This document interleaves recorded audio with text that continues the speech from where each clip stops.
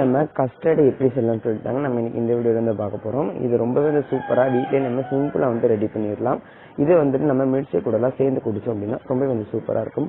வாங்க நம்ம வீடியோக்குள்ள போய் எப்படி வந்து கஸ்டர்ட் செய்யலாம்னு சொல்லிட்டு பார்த்தேன். ஃபஸ்ட்டு ஒரு மிக்ஸி ஜார் வந்து எடுத்துக்கலாம்.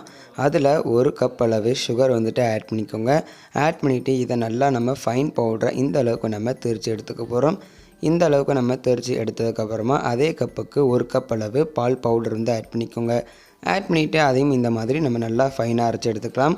அதுக்கப்புறமா அதே கப்புக்கு 1 கப் அளவு கார்ன்ஃப்ளவர், அதுக்கப்புறமா ஒரு 1/4 டேபிள் ஸ்பூன் அளவு ஃபுட் கலர் வந்து ஆட் பண்ணிக்கலாம்.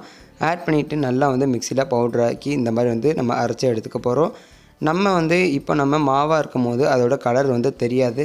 நம்ம வந்துட்டு ஏதாவது ரெசிபி செய்ய போகிறோம் அப்படின்னா அந்த டைமில் நம்ம இதை மிக்ஸ் பண்ணும் போது அது ஆட்டோமேட்டிக்காக வந்து கலர் வந்து வரும். இப்போ நான் செஞ்சு காமிக்கிறேன். இப்போ ஒரு கிண்ணத்தில் 1/2 டேபிள் ஸ்பூன் அளவு கஸ்டர்டு பவுடர் வந்து ஆட் பண்ணிக்கலாம். அதுக்கப்புறமா கொஞ்சமாக வந்துட்டு வாட்டர் விட்டுக்கலாம். பாருங்கள், நம்மளுக்கு அந்த கலர் வந்து வருது. இப்போ நம்ம இதை சேர்த்து நல்லா வந்து நம்ம எந்த ஒரு கட்டிகளும் இல்லாமல் நல்லா வந்து மிக்ஸ் பண்ணி வந்து விட்டுக்க போகிறோம். இப்போ நான் ஜஸ்ட்டு வந்து இதில் வந்து ஒரு மில்க் ஷேக் மாதிரி உங்களுக்கு நான் செஞ்சு காட்ட போகிறேன். இப்போ சேர்த்து எந்த ஒரு கட்டிகள் இல்லாமல் நம்ம நல்லா மிக்ஸ் பண்ணி இதை வந்துட்டு ஒரு ஓரமாக வச்சுருங்க. இப்போ இன்னொரு பாத்திரத்தில் 1 கிளாஸ் அளவு பால் அந்த மாதிரி கொதிக்க வச்சுருக்கேன். பால் நல்லா காய்ஞ்சதுக்கு அப்புறமா இது கூடவே வந்துட்டு ஒரு 2 டேபிள் ஸ்பூன் அளவு சுகர் வந்துட்டு ஆட் பண்ணிக்கோங்க. ஆட் பண்ணிவிட்டு நல்லா மிக்ஸ் பண்ணிக்கலாம். இப்போ நம்ம கரைச்சி வச்சுருக்க கஸ்டர்ட் பவுடரை இது கூட வந்து ஆட் பண்ணிக்க போகிறோம். ஒரு தடவை நல்லா ஸ்பூனால் மிக்ஸ் பண்ணிவிட்டு இதை நம்ம இது கூட வந்து ஆட் பண்ணிக்கலாம்.